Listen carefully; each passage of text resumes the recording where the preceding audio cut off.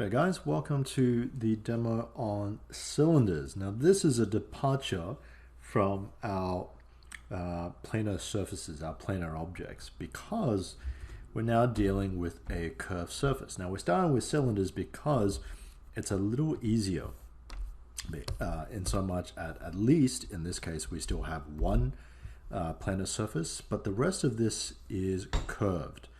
Now the same theory still applies in that we need to establish, so first thing we need to do is we need to establish our 1, 2, and 3. And that means, let me change my brush. That means we also need to work out before this, so let's see, so point 1, before this we need to establish our light. Keep things nice and simple, we'll say our light is coming in this direction and somewhere up here at, let's say, this angle coming down. So we've established our light, and what that can tell us is that at least we know precisely that this is our number 1 value. But how do we work out our 2 and 3? So the way we work out our 2 and 3 is actually pretty simple. We have our light coming in, and it's going to hit this side first. It's then going to hit this section, then through here, and finally it's going to run tangent back through here. Now effectively what that tells me is that because the light's going to hit this one first, that's actually going to give me another number 1 value.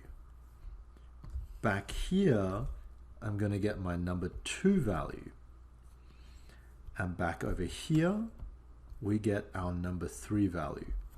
Now, anytime you're dealing with a curved surface, there's an additional thing that gets added in here, which is your tangent shadow. Now, a tangent shadow happens where light runs tangent to a surface. Now, we talked a little bit earlier in the previous demo packs where as light comes down, it hits an object. That object is going to reflect some of that light back into us, and that's what we see. In the case of a tangent shadow, light essentially runs tangent to the surface. So light never actually makes contact. It just runs straight past. This is where we would have our tangent shadow, right? Effectively, we can call that our number 4 value. This is going to be the darkest element because this is an absence of light. So if I were to, let's switch this around. If I were to change my light direction, for example, so let's say we were to change the light direction so it went in this direction, right? So this was the angle that was coming in at.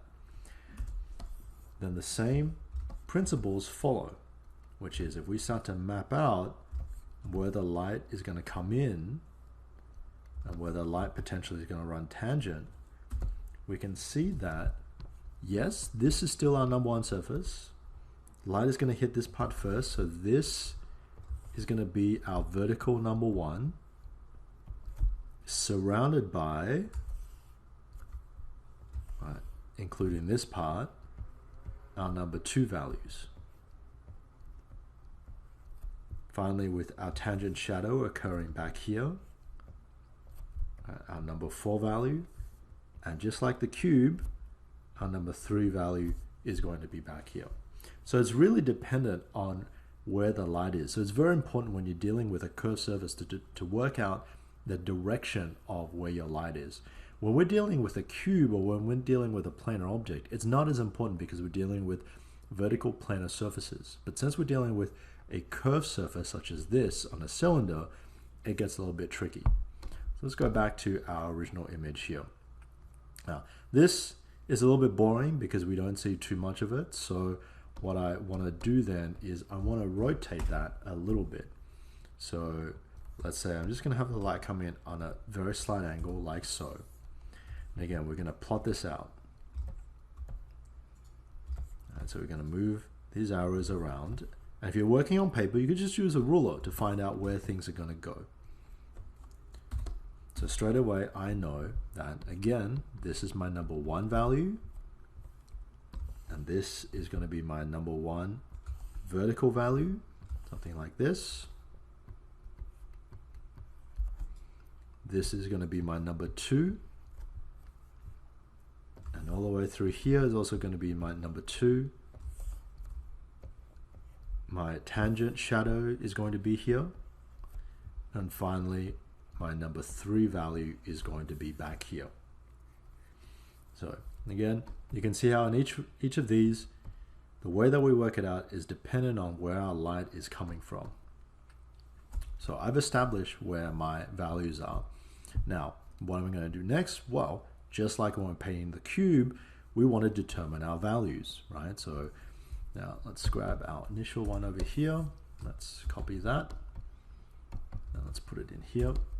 So after this, we want to establish, or we want to, let's say, block in our values. After that, we're going to put gradients. It's going to be a little bit tricky with gradients, but I'm going to show you how we could potentially do it on this surface. So let's go ahead and start to block in our basic values first. So I'm going to pick, again, I'm just going to use 40. It's nice and easy for me to remember. And here is going to be my number 1 value for the side. My number 2 value.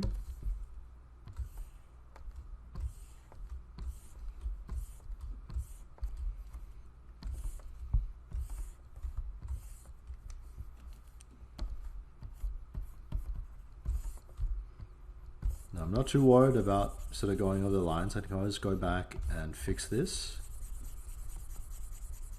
And for now, I'm going to jump straight to my number 3 value, which is back here.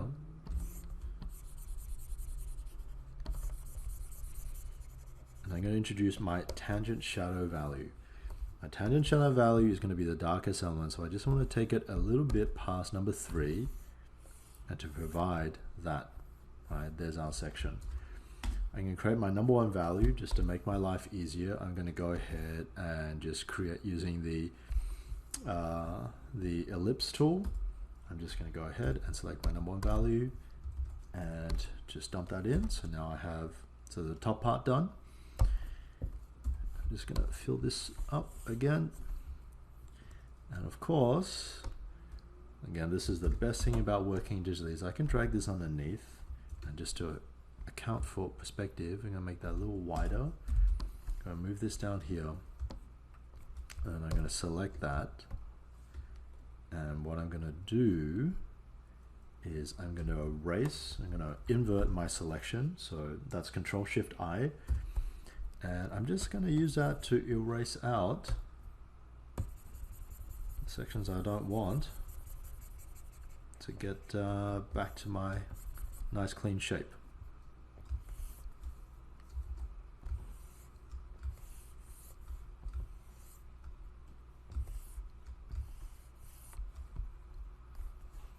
Alright, so there we go. I'm just using that as a rough guide for now. I can change this in a little bit. Really doesn't matter that much. Let's turn off our diagram at the back. So here we have, if I turn off my nodes, sort of a very rough approximation of what a cylinder will look like. Now all I need to do at this point is I want to start to blend these together. And I'm going to use the same process, but I'm going to add a little bit on later. So same idea is that we are going to slowly blend these values because it's a curved surface, right? So you have to remember, because it's a curved surface, we want to make sure that these values do blend. Now right now these pen strokes or these brush strokes are kind of going everywhere. Don't worry about it, we can always go back and clean it up. If you are working traditionally, don't worry as well, you can use masks. Now as it heads into the transition area of my tangent shadow, I can't blend this too much because it is quite abrupt how it happens. But I can blend it more. Drop the opacity and the flow down. I can blend it more towards my number 3 value.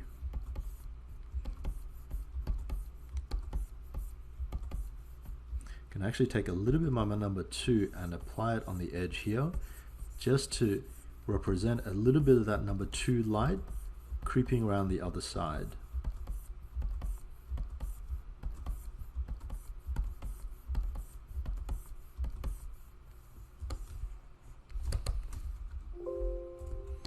Again, I'm exaggerating some of the transitions because we're trying to understand a lot of this material.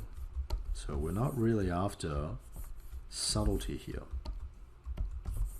Now, we can deal with subtlety later on. Right now, we're not really after subtlety. I'm just going to artificially brighten this front up just to get a little bit more of a value range in.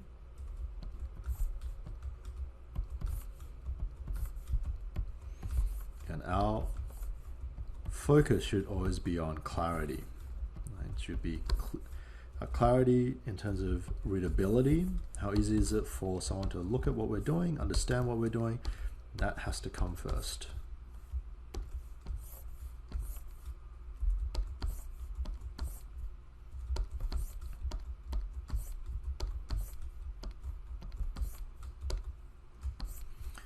So at this point, since we're now dealing with curved surfaces, we have to start to understand curves, right? And curves mean that we're going to get softer transitions.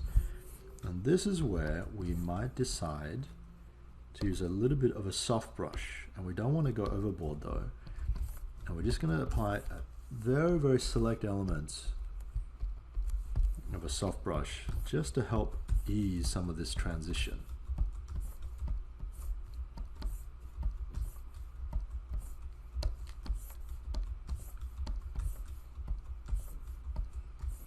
So what I'm trying to do is I'm also trying to push my tangent shadow to be as thin as possible.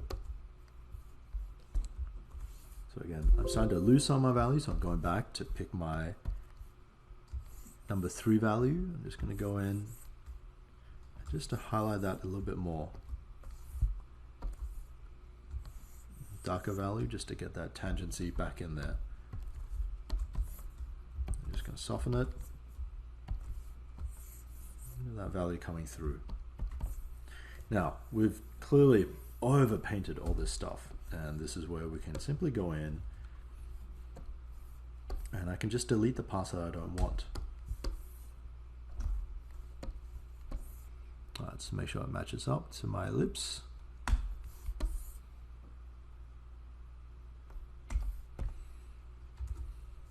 In this case, I'm just going to stretch this up. Stretch this down a little bit, and it's nice and clean, right? Let's turn off the tops for now. And we can see that we got this nice clean sort of gradient that's running through. And since we use a bit of a soft brush, we've been able to establish a number of things. So let's turn this off and have a look at our cylinder. Here's our top, there's a bottom. I'm just going to drag this above so that we get a better idea, and I'm going to just kind of darken it so I can see a little easier. A bit more perspective on that. So let's pull that down.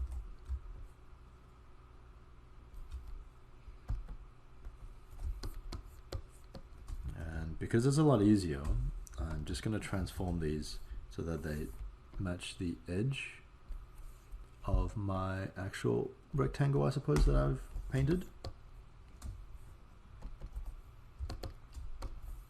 Okay, let's move this behind, and I'm just going to move this back here. Well, actually, I can take this, I can grab this, and I can just simply stretch it down. I can even stretch it up. Again, this is the really nice thing about working in the digital with digital tools, is that we have all these things that we can play with that previously we really couldn't. So I've inverted my my selection again, so that's Control-Shift-I. I'm just going to erase out the parts I don't need. And we're going to do it for the top section as well. Invert again, because we want to erase what's outside of what we've selected.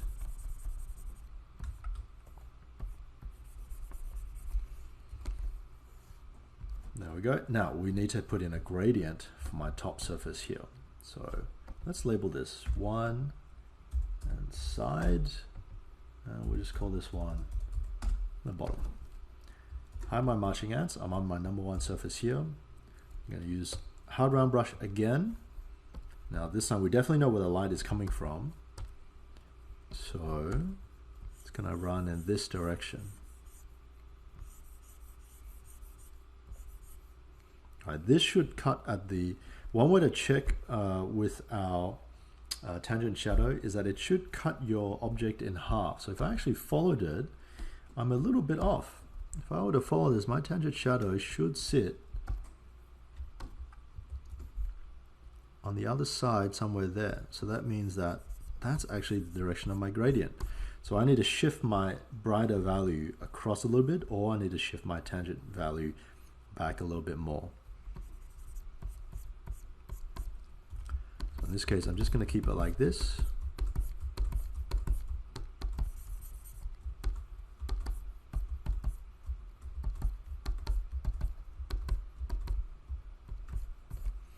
And then let's select our bottom section. And let's go ahead and kind of tidy it up to bring our number 1 value back in line with where we would actually like it to be.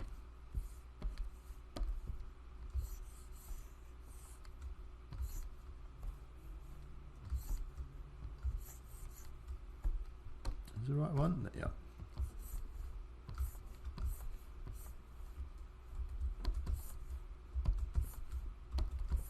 So I'm still using my hard round brush.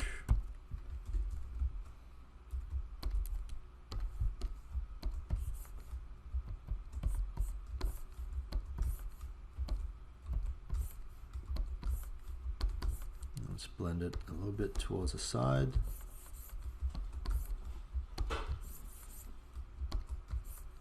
Oh, I think I accidentally switched brushes. Now I don't want this to kind of disappear into sort of the white background over here. So what I can do, just like we've wrapped a little bit of the brighter value around this side, I'm going to take a little bit of the darker value and we're just going to apply it to the edge here, just so that it kind of doesn't fully disappear away. Switch over my soft brush just to help homogenize some of these values.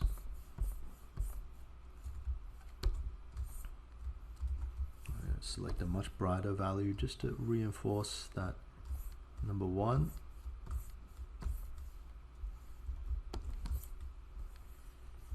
I want to knock this back a little bit.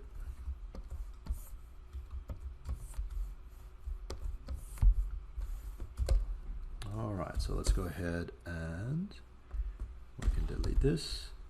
Oh, I've inadvertently locked this by accident. Oh, that's alright, it's not a big deal. We're not covering too many technical things with Photoshop.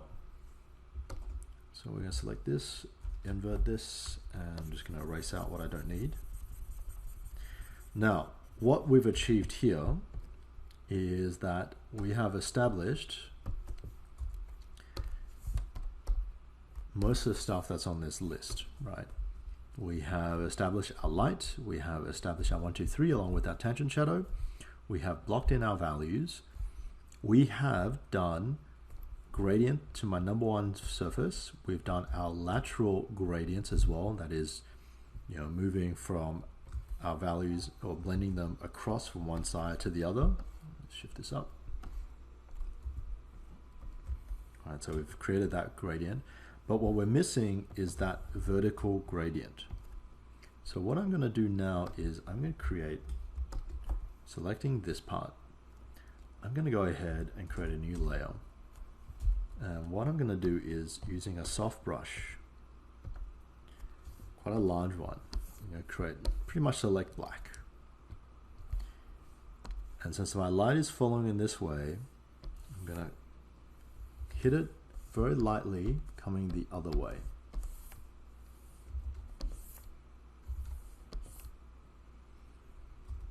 And I'm going to switch this to a multiply and drop my opacity down. And essentially what I'm trying to achieve is I'm trying to achieve a gradient. right? A lateral gradient that's moving from the side up. Now before when we've been looking at our planar surfaces, what we did was we created a series of gradients based off a planar surface, so that is a flat surface. Right? And so because it's a little easier to control, we've been able to create this gradient, and we've also been introducing a lighter value. For this, what I'm trying to do is I'm trying to introduce a darker value to push it down. All right, now, like I said, either way works. We could do the reverse for this, and it would be just as valid. So in fact, why don't we go ahead and try and do the reverse. So again, using a soft brush, and since we're doing the reverse, this time we would select a white, and then very lightly, with a softer brush, we would lighten up from the bottom, just to account for a little bit of that sort of highlight that's coming down. And we can adjust the opacity depending on what how bright we want that to be. In this case, I'm just going to stick with my darker value coming down. And so this is our basic cylinder. Of course, just like what we did with our cubes, we also want to put in a little bit of a highlight. It's a little trickier with this one. We're not able to use shift clicked anymore, so we have to manually go in. And I particularly I like to zoom in a little bit more. But what I'm going to do is I'm going to use the number one face that I have, hide that, and use that as a guide.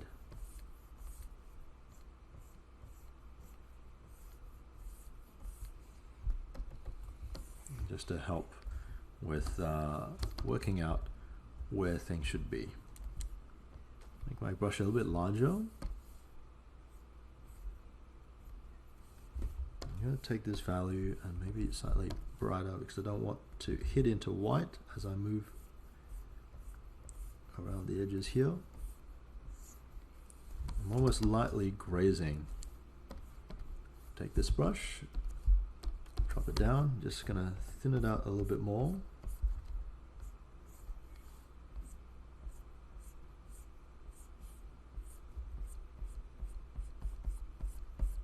Just soften that. I want a little bit of highlight there, but I don't want too much.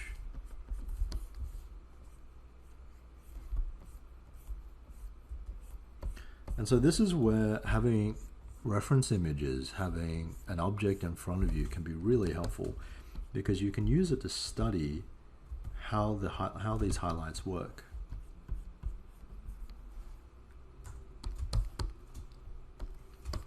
Just to emphasize this part here, I'm going to run a highlight down the middle.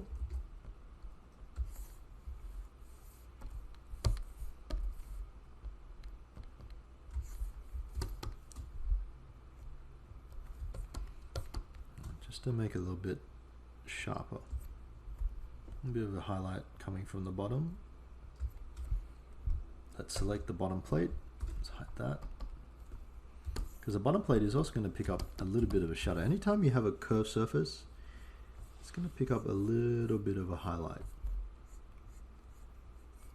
Just from the way that light works.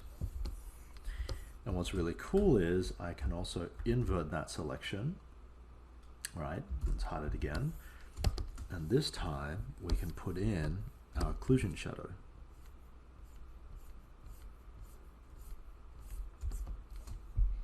Let's zoom out.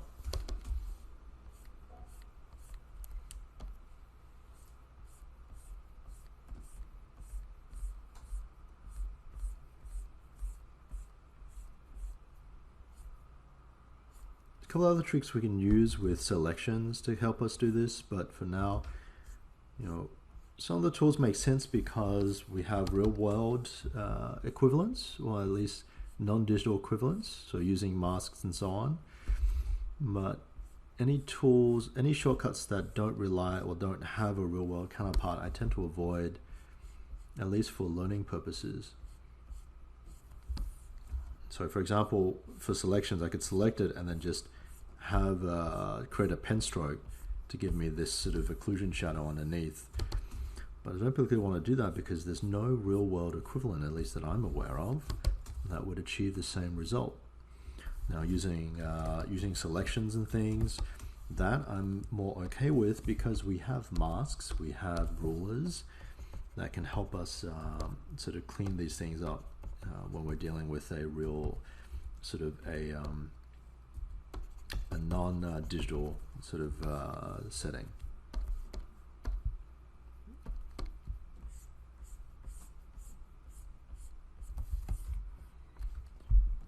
Drop this down a little bit. Oh, that was my highlight, so I shouldn't have actually used it on this layer, but what I can do is I'll just select this and then let's separate it. I'm just going to lighten that by a tiny fraction.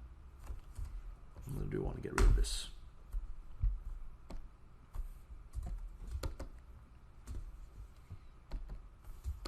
And so here's our cylinder. The only thing that's missing is going to be the shadow. So let's go ahead and create that shadow. The shadow is running back in this direction. Should go something like this. And for now, let's bucket fill it as a black. Let's go ahead and actually remove this section over here.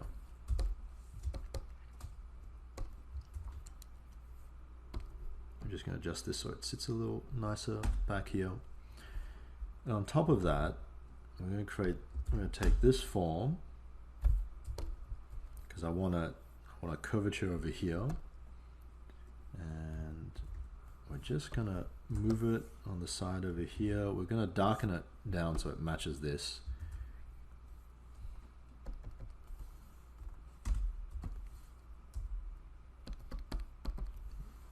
Bit of a straight. Let's shrink this down. I'm going to play with the perspective a little bit. In this part you can actually really just, draw by hand. Again, like we're not after a precise representation of the actual shadow. What we're after more is just saying that's close enough, because our goal right now is not to create a super accurate drawing. So I'm just lining this up.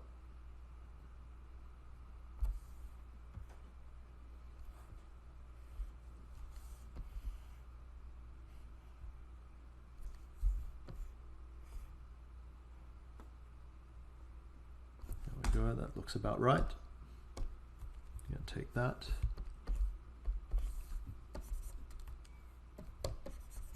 Just clean it up. Let's merge the shadow. So this is our base shadow. Duplicate this just so I have a spare. And rather than repaint it, I can actually just drop the opacity down to what I want. Or I could keep it like this. Let's select our midtone.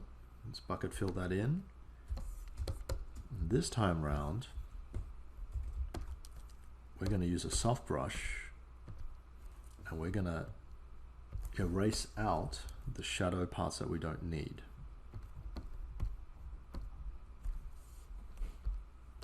Now we know the closer to the area that casts a shadow, the stronger it's going to be. So it's going to be quite strong over here. So we're just going to make sure that we're going to avoid that part. So we can lighten that down.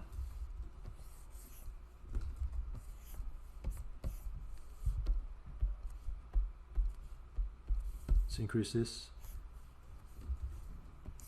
I want the edge to kind of lose a little bit of its power.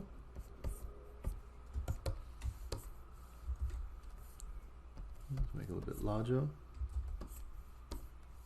To kill a little bit of that. So now I have my object, I have my shadow. How else can we make this a little bit more interesting? Well, we can actually start to put in a background. So again, I'm going to use a little bit of a soft brush. We have a light value here and a dark value here. We have a light source coming down in this direction, right? we want to make sure that overall this image pops. So what's going to make it work is, let's say we bucket fill this entire space, let's say with an 80% gray. That gives us something quite dark. And what we can do with our soft brush eraser is we can start to erase out certain areas.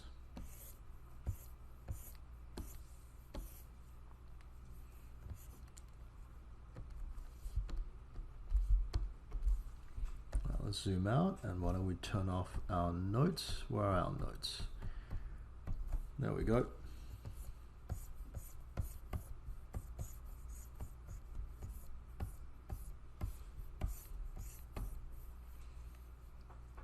And then we can turn the opacity down so it's not as severe.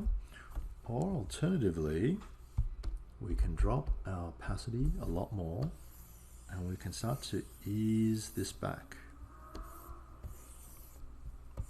It's really depend on you. Now, when you're doing this on paper, you'd be using sort of a, what we used to do was we would create swatches, or these brushes with lighter fluid and some pastels, and we create these really nice sort of sweeps. Let's lighten this as well. I'm looking at this over here just to give me a better idea of what's going on. I want the back to be a little bit brighter, because in general I want the contrast between this darker value against a lighter value over here. I definitely want to make sure that this bottom section is much wider at the, much brighter, the bottom almost a near white, to mimic that sort of light. Right, so there we go. And then to clean things up, why don't we create a nice border around it so it looks like it is sitting in a studio space, and we've taken a photo of it. So as I said, with each of these videos we're kind of pushing what we can do with each one, and we're pushing the complexity of it. So with this particular cylinder we're introducing soft brush, and with the other videos, let's say if we start with the cube, you can see that we're introducing this basic idea. As we go into the chamfered surfaces, we talk a little bit more about highlights and so on. And with the cylinder, we're looking at how can we start to engage using the soft brush. Again, we're trying to keep everything using the default setting, so we're just using the hard round brush or the round soft brush in this case.